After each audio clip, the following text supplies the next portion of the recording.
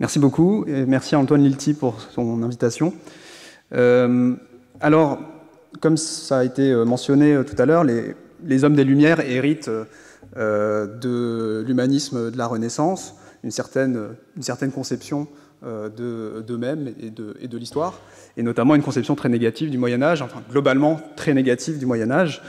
On peut citer Voltaire qui évoquait à propos du Moyen-Âge ces temps tristes, ces tristes temps dans son essai sur les mœurs et l'esprit des nations, ces siècles d'ignorance, ou qui envisageait au XIIIe siècle le passage d'une ignorance sauvage à une ignorance scolastique. On peut citer également David Hume, qui, dans son histoire d'Angleterre, concède que à peine quelques rayons de sens commun pouvaient quelquefois percer les nuages épais de l'ignorance, ou ce qui était encore pis que l'ignorance, les illusions de la science pervertie qui, semblables à des vapeurs grossières, obscurcissaient le soleil et enveloppaient la nature. Dans le Léviathan, Thomas Hobbes parle d'un règne de l'obscurité à propos du Moyen-Âge. Et pourtant, les précurseurs, disons, de la pensée juive moderne, les premiers hommes des Lumières juives, ce qu'on appelle la Haskalah, avaient au contraire un rapport une image très positive du Moyen-Âge, ou en tout cas d'un certain Moyen-Âge. Et donc ce point a été remarqué notamment par un historien de la pensée juive, Amos Funkenstein, qui a énoncé un certain nombre d'hypothèses pour expliquer cette singularité des Lumières juives modernes dans leur rapport au temps obscur du Moyen-Âge. Je voudrais ici essayer de proposer certains compléments et certaines hypothèses qui n'ont pas été envisagées par Funkenstein pour expliquer cette singularité. Alors, très brièvement, je voudrais illustrer ce rapport très positif des penseurs juifs modernes au Moyen-Âge à travers quelques exemples qui ne sont pas exhaustifs. On peut citer Isaac Halevi Stanov, qui a vécu entre 1730 et 1803, qui a écrit un commentaire sur le Kuzari de Yehuda Halevi, donc un grand texte andalou, sur le Guide des égarés de Maïmonide, sur le livre des principes de Joseph Albo. On peut citer également le fait que Moïse Mendelssohn, sur lequel je reviendrai tout à l'heure, écrit un commentaire sur la terminologie logique de Maïmonide, ce qui peut paraître étonnant en plein XVIIIe siècle, de revenir à la logique aristotélicienne précisément. Mendel Levin, un autre auteur du XIXe siècle, enfin la croisée du XVIIIe et du XIXe, écrit une paraphrase hébraïque du Guide des égarés, donc avec l'ambition de le populariser davantage que ce que permettait la traduction de Salomon Ibn Tibon, qui a été mentionné tout à l'heure. Salomon Maïmon a précisément réalisé à la fin du XVIIIe siècle un commentaire sur le Guide des égarés, et il a lui-même adopté le nom de Maïmonide pour lui-même. Par la suite, la Wissenschaft des Judentums, qui a été également évoqué, va chercher à mettre en avant ce rationalisme juif médiéval. On a évoqué, Emmanuel Tixier-Duménil a évoqué Heinrich Graetz et son histoire des Juifs, et la manière dont il a joué un rôle important dans la construction d'une certaine idée ou d'un certain mythe andalou. On peut remarquer qu'il utilise le terme même de Aufklärung appliqué à certains contextes juifs médiévaux. Les Tolédans avaient plus de goût pour la science et la poésie que pour le Talmud. Ils préféraient la philosophie, menaient une réflexion approfondie sur la religion et défendaient la foi contre le doute. Ils étaient les plus éclairés, des juifs espagnols. Plus tard, Hermann Reuter va reprendre ce motif des philosophes médiévaux identifiés comme lumières religieuses, en l'appliquant cette fois aux philosophes latins et musulmans dans son ouvrage Geschichte der religiösen Aufklärung im Mittelalter donc sont une histoire des lumières religieuses au Moyen-Âge, avec cette idée que l'histoire de la philosophie a connu un processus progressif d'éclaircissement depuis le 8e siècle jusqu'au 19e. Ainsi, Léo Strauss, à qui on associe souvent l'expression de lumière médiévale, n'a pas du tout inventé cette expression. Dans son essai de 1935, La philosophie et la loi,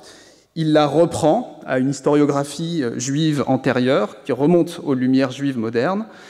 Ce qu'il fait en revanche, c'est de retourner le geste moderne qui consistait à chercher dans le Moyen-Âge un précédent ou une anticipation des lumières modernes. Il s'agit au contraire, pour Strauss, de puiser dans le Moyen-Âge d'autres lumières qui permettent de cerner les limites et les préjugés des lumières modernes. En particulier, leur abandon du souci de la fin de l'homme, qui est, selon Strauss, au cœur de l'interprétation médiévale, et particulièrement maïmonidienne, de la loi divine. Donc voilà quelques exemples pour illustrer ce rapport singulièrement positif des penseurs juifs modernes au Moyen-Âge. Je vais évoquer les 5 raisons que Funkenstein liste pour justifier cette exception, disons, des Lumières juives. Alors, première raison, ce qu'il appelle la légitimation, le fait que les maskilim, les penseurs de la Haskalah, les hommes de la Haskalah, perçoivent une proximité entre leur propre entreprise et celle des Lumières médiévales, à savoir le fait de chercher à introduire parmi les Juifs l'apprentissage des sciences non juives. Deuxième raison, c'est la compensation, le fait que les maskilim ont intériorisé un sentiment d'infériorité de la culture juive vis-à-vis de la culture majoritaire. Et pour eux, le rationalisme juif médiéval vient constituer la preuve de la présence de productions juives qui permettent de rivaliser avec celles de l'Europe chrétienne. Troisième raison qu'il appelle symbolique, les maskilim considèrent la philosophie médiévale comme une sorte de préfiguration de leur propre époque. Comme eux, les médiévaux étaient en lutte contre les préjugés de leur temps. Certains ont été excommuniés, dit Funkenstein, notamment au cours de la controverse contre Maïmonide, qui a divisé les communautés juives d'Europe au XIIIe siècle. Raison biographique, c'est souvent à travers la lecture de la philosophie juive médiévale que les maskilim ont accédé à la culture profane. C'est comme une première étape dans leur accès à la culture profane depuis leur éducation religieuse. Et puis enfin, dernier point qui, selon Funkenstein, est le plus important, la pédagogie, le fait que les maskilim considéraient que les ouvrages de philosophie médiévale restaient pertinents en leur temps, ce qui est illustré par le commentaire de Mendelssohn à la terminologie logique de Maïmonide, sur lequel je reviens tout de suite. Alors, donc, premièrement, je voudrais donc apporter un complément concernant cette idée de légitimation. Donc le fait que les maskilim vont chercher un précédent à leur propre entreprise au Moyen-Âge. Alors j'intitule ce complément « Les Lumières sont juives » parce que Mendelssohn va va chercher très explicitement dans l'introduction à son commentaire sur la terminologie logique une légitimation de son entreprise dans le fait qu'il a un prédécesseur juif. Alors, il avertit son lecteur, donc c'est un texte relativement de jeunesse, qu'il a écrit relativement tôt, en 1765, donc bien avant Jérusalem, qui est considéré comme son grand livre de philosophie juive. Le texte est écrit en hébreu. Si tu dis en ton cœur, cet art, la logique, n'a-t-il pas été inventé par le grec Aristote et ses disciples? Qu'ai-je en commun avec le fils de Nicomaque pour accourir à sa porte afin d'apprendre de lui la voie de l'intellect et ses méandres? Mes maîtres ne m'ont-ils pas défendu de le suivre en nous interdisant de lire ces livres qui sont des livres extérieurs, qui séduisent le cœur par des raisonnements inventés et des doctrines mensongères? Sache bien, mon ami, que je ne t'incite pas à lire les livres du grec Aristote, mais à entendre des paroles de science de la bouche du prince de la Torah, notre maître Moïse ben Maïmon, qui a séparé le bon grain de l'ivraie, et puisqu'il a déblayé le terrain et levé tous les obstacles du chemin de la science et n'a accepté des savants étrangers que les propos droits et corrects, purifiés de toute scorie et maladie, il convient de s'appuyer sur ce maître et de suivre ses pas. Il n'y a pas lieu de craindre le filet tendu sur la voie de la science humaine dès lors que nous savons que le cœur de ce sage était intègre auprès de son Dieu, qu'il était attaché à sa Torah et ses commandements. Donc le filtre maïmonidien déshellénise en quelque sorte et judaïse la science, la logique n'étant que la première des sciences. Ce qui est assez étonnant dans cette rhétorique qui est employée par Mendelssohn, c'est que précisément Maïmonide avait au contraire, disons, il avait en quelque sorte déshellénisé la science quand il l'avait lui-même employée,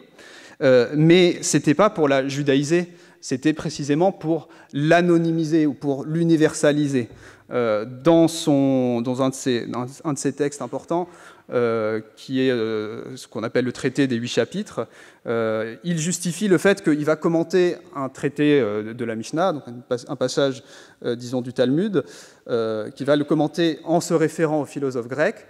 par un énoncé proverbial: écoute la vérité de quiconque l'a dite. C'est-à-dire, peu importe de savoir si c'est un juif, un grec, un arabe qui a énoncé la chose, ce qui importe, c'est le contenu, c'est pas l'identité de l'auteur.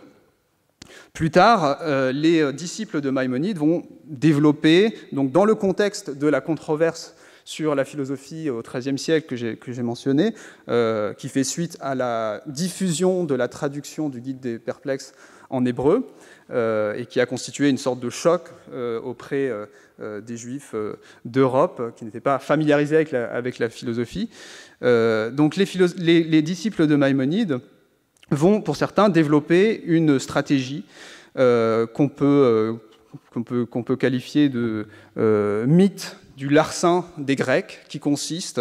à expliquer que la science est en fait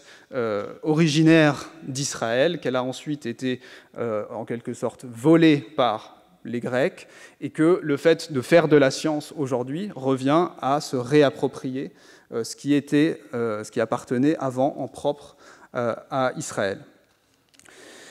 Donc on comprend qu'il s'agit, par cette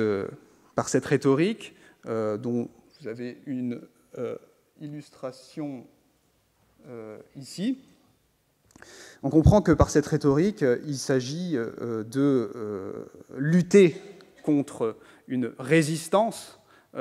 qui pourrait être exprimée contre le fait de se référer à des savoirs non juifs. Et j'aurais tendance à dire que Mendelssohn radicalise cette rhétorique, paradoxalement, au XVIIIe siècle, en faisant un argument d'autorité, cette fois-ci. Les disciples de Maïmonide, comme ici Lévi ben Avraham, se contentent de dire, en fait, la science, elle nous appartient, en ce sens qu'elle appartient à Israël, et on pourrait penser que Israël, c'est le nom de l'universel ici. Mendelssohn vient dire la science a un nom, c'est Maïmonide, et Maïmonide, c'est une autorité pour nous. Donc c'est très étonnant de voir un homme des Lumières du XVIIIe siècle utiliser un argument d'autorité, là où précisément l'autorité dont il se réfère visait à lutter contre ce type d'argument. Alors c'est peut-être que Mendelssohn est conscient que la dégradation de la condition des Juifs d'Europe depuis la fin du Moyen-Âge a accru leur méfiance vis-à-vis du monde chrétien. Donc voilà, alors ça c'est un premier point. Le deuxième point, c'est une question qui est laissée en suspens par Funkenstein et qui concerne la question de savoir si les médiévaux étaient des Lumières, au sens où les Lumières modernes l'entendent. C'est-à-dire, est-ce qu'il y a une autre similitude entre les penseurs des deux époques que leur commune valorisation de la recherche de la vérité. La question la plus difficile, disons, c'est la question de savoir si les médiévaux, comme les modernes, étaient engagés dans un projet qu'on peut appeler un projet d'éducation populaire. La difficulté qui se pose, c'est que précisément les philosophes médiévaux dont se réclament les Lumières modernes, les Lumières juives modernes, sont des philosophes qui partagent tous une anthropologie extrêmement élitiste, qui va insister sur la distinction entre l'élite intellectuelle et la masse. Donc, ils héritent de la conception platonicienne du naturel philosophe, qui veut que soit on est philosophe de naissance, ou par nature, soit on ne l'est pas, et si on ne l'est pas, eh ben, c'est définitif. Donc il y a ce grand partage entre l'élite et la masse qu'on va retrouver dans tout le corpus, aussi bien chez des auteurs musulmans que chez des auteurs juifs. Alors la question qui se pose, c'est où peut-on situer Maïmonide dans un spectre qu'on trouve au sein de la falsafa, autour de la question du rapport entre l'élite et la masse. Alors, on a évoqué, Ali Ben Marlouf a évoqué à l'instant différents auteurs, et notamment donc, une tendance qu'on peut percevoir chez certains, Ibn Tufaïl étant peut-être l'exemple le plus frappant, une tendance isolationniste, c'est-à-dire cette idée que pour accéder à la science, il faut se séparer de la société. Ibn Bajjah, avec son régime du solitaire, sa conduite de l'isolé, est une autre illustration de ça. Mais il y a un autre courant au sein de la falsafa, l'aristotélisme arabe, qu'on peut qualifier de réaliste ou pragmatique, qui au contraire considère que le philosophe vit en société et il doit par conséquent prendre en compte cet élément-là. Et c'est dans cette tendance, dans cette optique, que va se développer une certaine conception de la religion, de la loi divine, comme précisément étant quelque chose qui doit permettre, entre autres, de diffuser les savoirs, les vérités métaphysiques au sein de la communauté des hommes, même y compris auprès de ceux qui sont incapables de philosopher. Alors, on peut dire que, et j'aurais tendance à dire que Maïmonide appartient plutôt au courant, disons, pragmatique, au réaliste, et qu'il est même particulièrement, il se caractérise particulièrement par son entreprise de vouloir populariser la science, même si on trouve évidemment dans le Guide des Égarés une répétition de cette anthropologie élitiste dont je parlais à l'instant. Alors, on peut mentionner la différence qu'on peut voir entre Maïmonide et Averroès sur la question de savoir s'il faut enseigner l'incorporéité de Dieu à tout le monde ou pas. Maïmonide dit dans un chapitre du Guide qu'il faut l'enseigner, y compris aux enfants et aux femmes et aux hommes simples et à ceux qui manquent de dispositions naturelles. Donc, la vérité pour tous. Averroès, quant à lui, énonce qu'il ne faut pas insister sur l'incorporéité de Dieu à proprement parler, mais dire à ceux qui viendraient demander, mais finalement, qu'est Dieu, ceux parmi le peuple qui demanderaient qu'est Dieu, que c'est la lumière, comme le dit le Coran, parce que cette métaphore est particulièrement apte à enseigner la nature de Dieu auprès de ceux qui ne sont pas capables de concevoir un être qui n'aurait pas de corps. Ce projet de pédagogie ou d'éducation populaire, on peut le trouver amplifié justement chez les disciples de Maïmonide dans le contexte du XIIIe siècle que j'évoquais tout à l'heure, où les philosophes maïmonidiens sont confrontés à une vive opposition au fait même de faire de la philosophie dans le monde latin. Donc, je rappelle brièvement le contexte. La traduction du Guide des Égarés en hébreu au début du XIIIe siècle va se diffuser assez rapidement, disons, dans le sud de la France et en Espagne et en Italie. Et des juifs qui n'étaient pas du tout accoutumés à la philosophie, qui n'étaient pas arabophones, vont éprouver le choc de la rencontre avec la philosophie. C'est une espèce d'inversion du projet du Guide des perplexes. Il s'agit dans le guide de faire sortir de la perplexité face à la contradiction qu'on peut percevoir entre la science et la Torah. Là, la traduction du guide va en quelque sorte susciter la perplexité. Et donc, pour répondre à cette perplexité, les disciples de Maïmonide vont écrire des textes qui visent à populariser la philosophie, à la faire connaître. Ils vont traduire beaucoup de textes philosophiques en hébreu, notamment les commentaires d'Averroès, mais ils vont aussi écrire des encyclopédies philosophiques, des espèces de manuels de philosophie. Donc ils le font tout en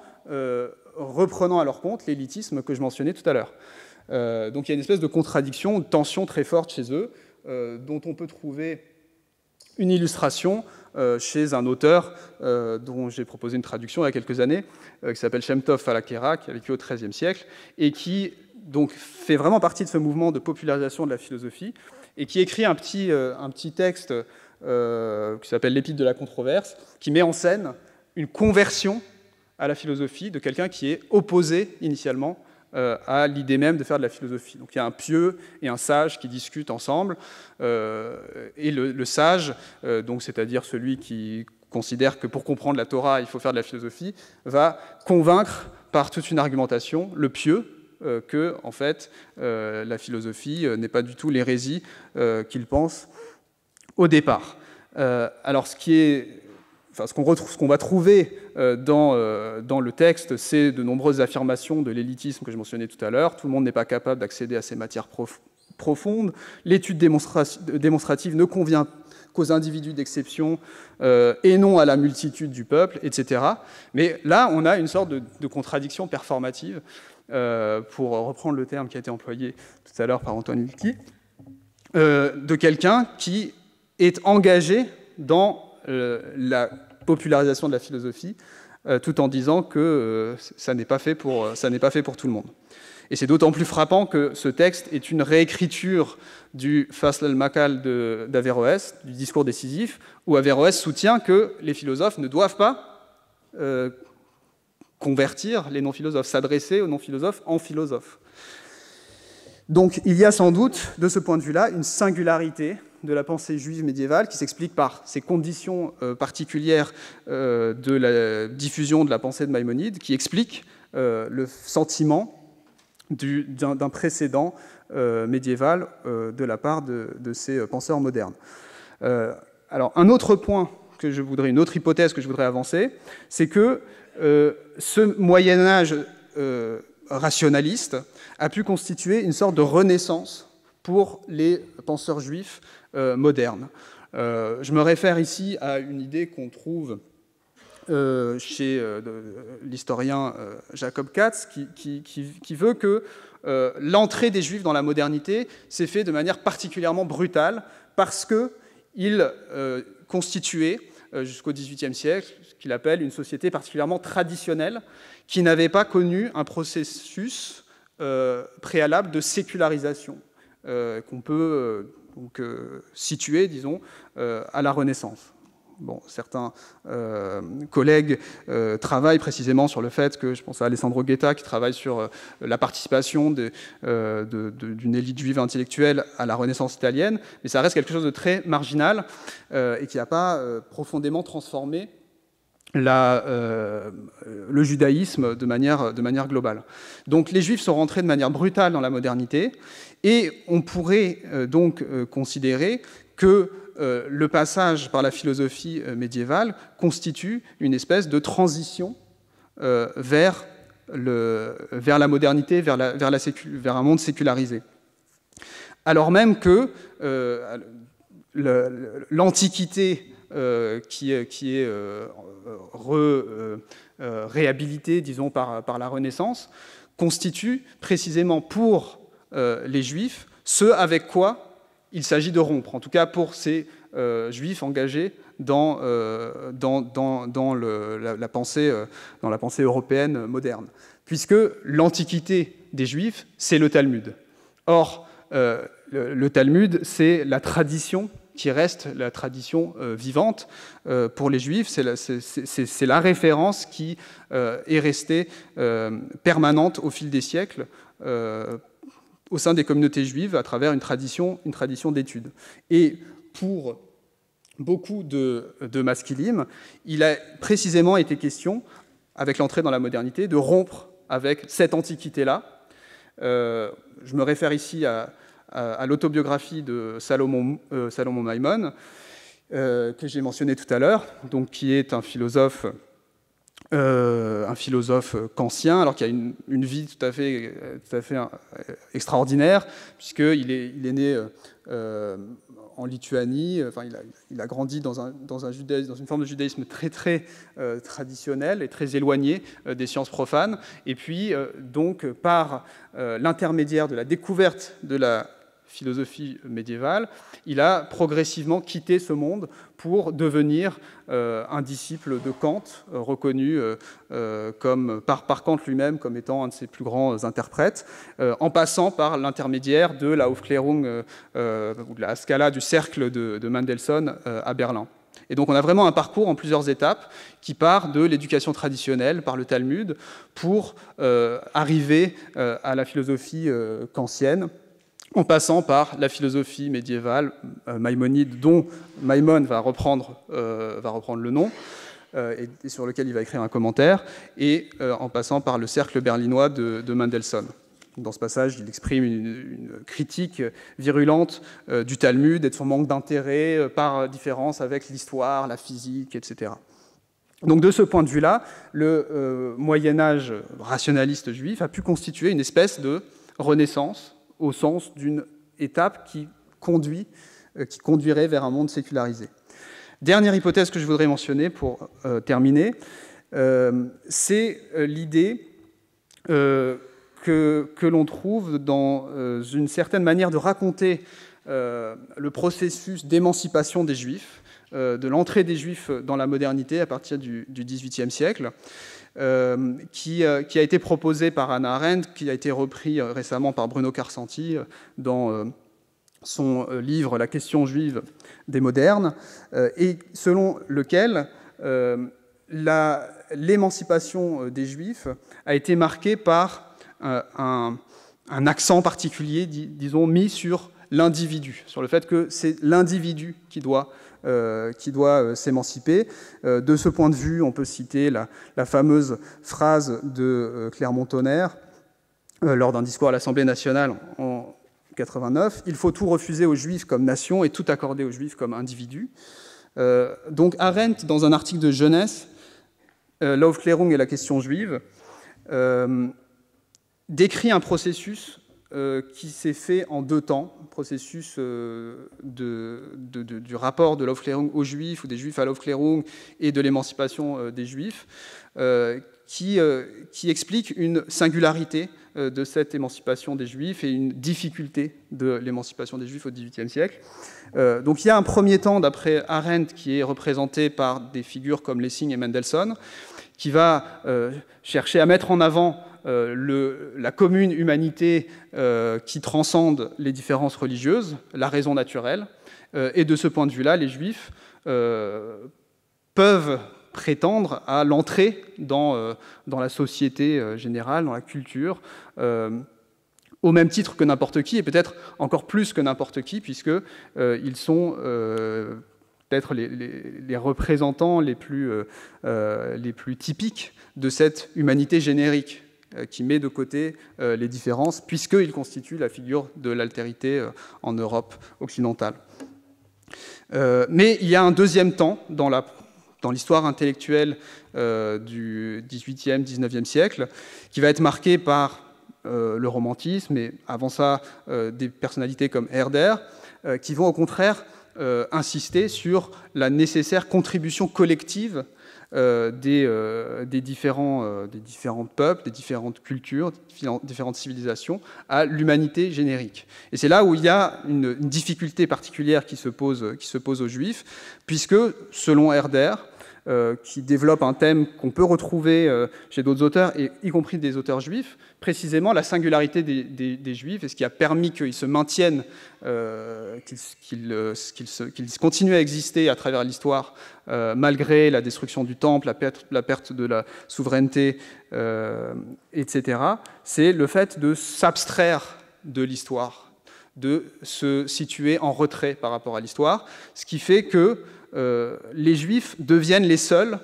qui, pour Herder, doivent nier leur identité collective pour pouvoir entrer dans la modernité. Et donc, ils sont les seuls à devoir s'émanciper en tant que Juifs, ce qui conduit Arendt à parler d'un saut mortel pour les Juifs, une sorte de saut brutal qui doit les conduire dans un monde nouveau, au péril du monde ancien qu'ils quittent. Et ça nous ramène à cette figure du masquil évoquée plus haut, celle de l'individu autodidacte qui s'extirpe de sa condition. Et en ce sens, les pionniers des Lumières juives ont pu trouver un écho dans l'individualisme élitiste des philosophes maïmonidiens que j'ai mentionné tout à l'heure. Je conclus en disant qu'une particularité de la littérature médiévale dans la tradition juive, et en particulier dans le corpus rationaliste philosophique, c'est l'émergence de la figure de l'auteur. Les grands textes de la littérature juive classique ou rabbinique classique sont des compilations. Alors, ils font la place à la citation d'individus, mais c'est uniquement au Moyen-Âge, et en particulier chez les rationalistes juifs, qu'on va voir apparaître des auteurs qui signent des traités à nom d'auteur, comme c'est le cas au Xe siècle de Saadia Gaon, qui a été mentionné tout à l'heure. Et là encore, cette émergence de l'individu, de l'individualité d'un auteur qui se distingue de la foule de ses lecteurs, par le savoir qu'il prétend lui livrer, a pu être un facteur pour expliquer la sympathie des penseurs juifs modernes envers leurs prédécesseurs médiévaux. Quant à savoir quel est le rôle de cette singularité juive dans la revalorisation anti- ou post-moderne du Moyen-Âge, c'est un travail qui reste à faire et dont j'aurai plaisir à discuter.